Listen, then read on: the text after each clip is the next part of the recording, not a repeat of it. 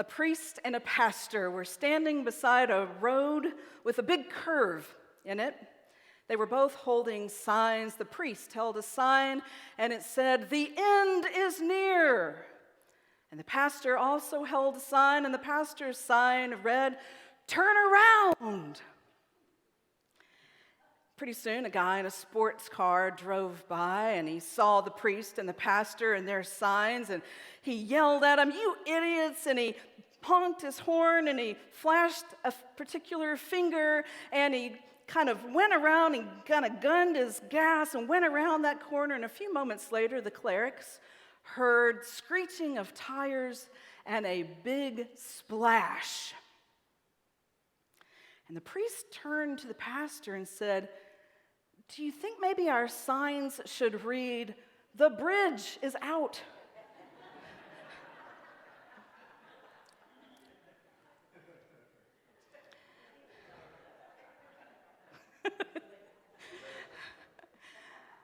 Sometimes people can be so heavenly focused that they're no earthly good. Am I right? Have you ever known anyone like that? I know I have. And perhaps I've even been that way at certain points in my life.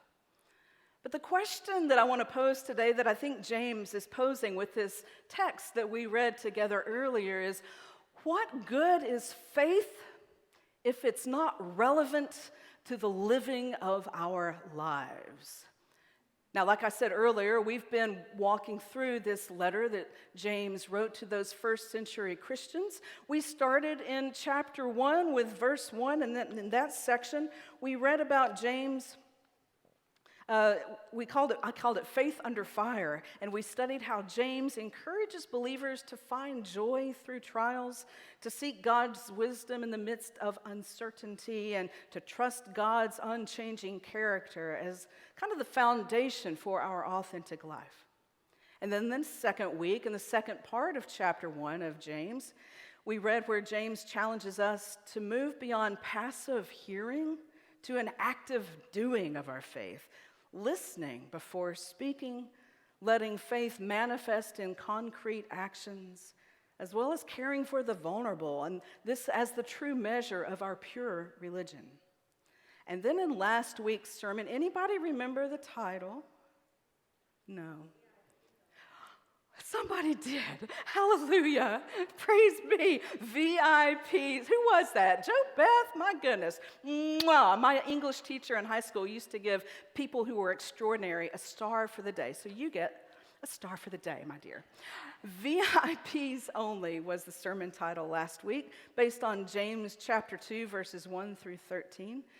James challenged us by thinking about how we might have favoritism and prejudice, revealing God's upside-down kingdom where everyone receives VIP first-class treatment, and calling the church to practice radical acceptance, to check our privilege and our judgments. And today, James, I believe, gets to the very crux, the central point of his letter to those first century Christians when he writes in this particular section of the letter, faith without works is what? It's dead. And the word used there is that of a corpse, of a rotting, stinky corpse. Faith without works stinks, you could even say. And I think what James is trying to tell these first century Christians, and now us some 2,000 plus years later, is that faith is not an either-or proposition. Faith is our Christian tradition, following the way of Christ. It's about faith, yes, and it's about works. You cannot separate one from the other. Both are central to this life of Christ that we are trying to live. The thing is, I think contemporary Christianity, and perhaps Christianity throughout the ages, has tried to make faith into more of a feel-good proposition. Right? There are so many churches where it's all about coming on Sunday morning, getting your Jesus fix, right? You feel good when you leave, and then you don't think about it for the next 6 days until you get your next Jesus hit the Sunday after that. I don't think that's what it's all about.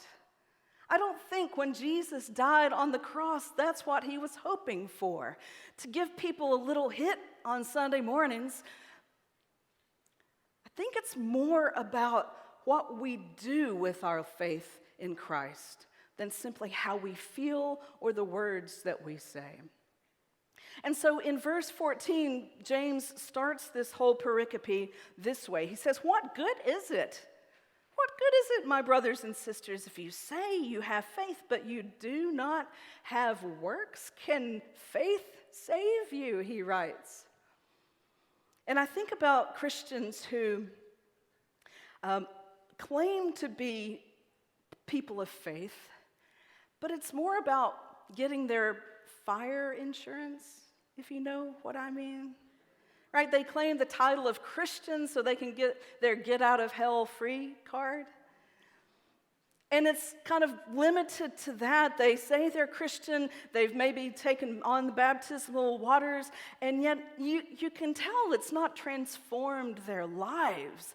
And yet Jesus dying on the cross, I think, calls us to reflect on our life and how we live, and the way that we live with authenticity and truth and vulnerability and charity and love. It's more than fire insurance. Our faith calls us to be transformed in how we live. And so James kind of drops the mic and he says, faith without works is dead.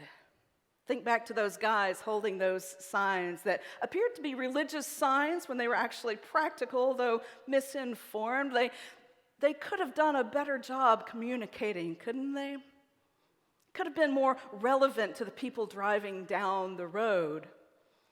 Kind of like when you hear people say thoughts and prayers after a mass shooting when what we need is sensible legislation. James doesn't mince words. Faith without works is dead. And he gets a little spicy. I kind of want to know James. I'd kind of like to meet James, because listen to how spicy he gets here.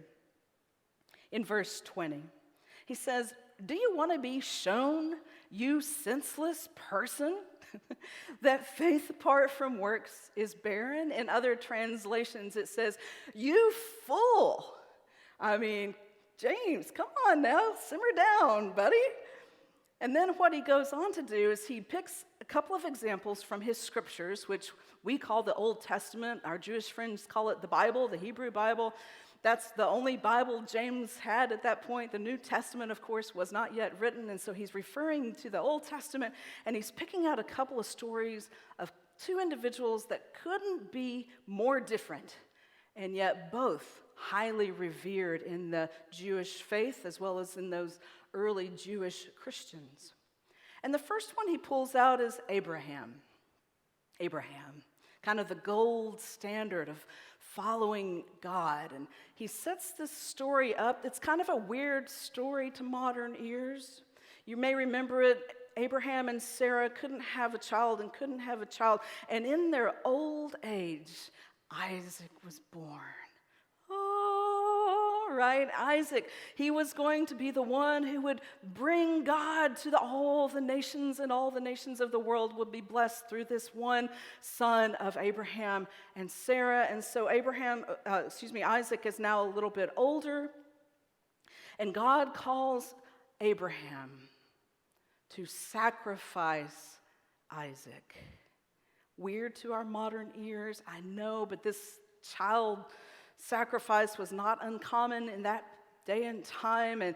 And so Abraham gathers up Isaac the very next morning. Abraham does not question, does not delay, gathers up Isaac, goes off to Mount Moriah, places Isaac on the altar.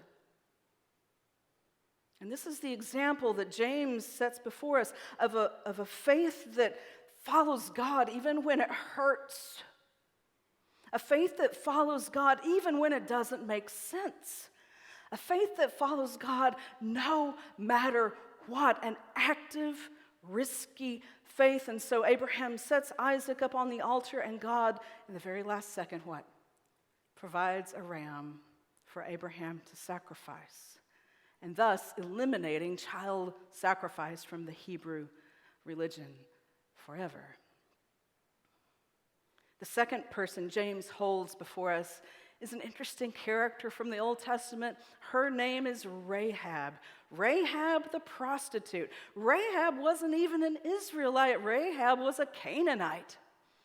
And Rahab, you may remember, was the one who, let's say, entertained the spies from Israel when they were scoping out the land flowing with milk and honey after they fled from Egypt and were in the desert for 40 years. And they went, these 12 spies went and scoped out the land to see if they could claim it. And word got around that there were spies from the Hebrew people. And so Rahab risked everything. Could have probably gotten a pretty hefty bounty for turning these guys in, but instead she believed in the God of Israel. She feared the God of Israel, and so she hid these gentlemen and had them escape by another way. And so James is using these two very different individuals, holding them up as people who would do anything, who would risk anything, who would risk their very lives or the lives of the people they love the most in service of their God. And James would say, "You senseless person, you fool." He could have gone on. There are many, many more examples in the Old Testament of people who risked it all for God. But he didn't. He stopped there with these two very different and very unique stories. Now, what does this mean for us? I want to suggest that what the world doesn't need is any more people holding signs that says the end is near outside the sound when you're just trying to go enjoy a concert. I don't think that's what the world needs. What does the world need? Our world needs our lives to be transformed by this faith that we have, and transformed so that our relationships bloom, and so that we are living this life of faith in our places of work and in the marketplace, in the way that we care for the vulnerable, in the way that we interact with our community and the people that we encounter every single day as we go in and out our daily lives, that our lives be transformed. Not that we have to go to Africa as a missionary, but that we are ambassadors for Christ right here in Pinellas County or wherever you may be worshiping from today. That's what faith is all about. Faith plus works. They're not in competition. They are integrally connected, aren't they? Faith without works stinks.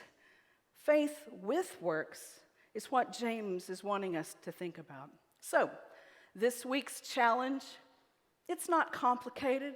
It doesn't require a rocket science degree or you to be a neuroscience expert. There's 3 things. Number 1, don't just believe. Behave like you believe. Number 2, don't just have faith, work your faith. And number 3, don't just know the truth, live the truth. So let me ask you this question. Think about your life. Think about where you're going to be this week, the ins and outs of your daily routines. Maybe at home, maybe at work, maybe at school, maybe in the store or at the gym. Where do you go regularly? I want you to pick one place where you show up and interact with others. And I want you to set your intention this week to live your faith in that space with more intention, with more devotion, with more riskiness, more vulnerability, more love, more compassion. So let us not be like those who hold up signs with religious platitudes. Let us start building bridges that people can actually use.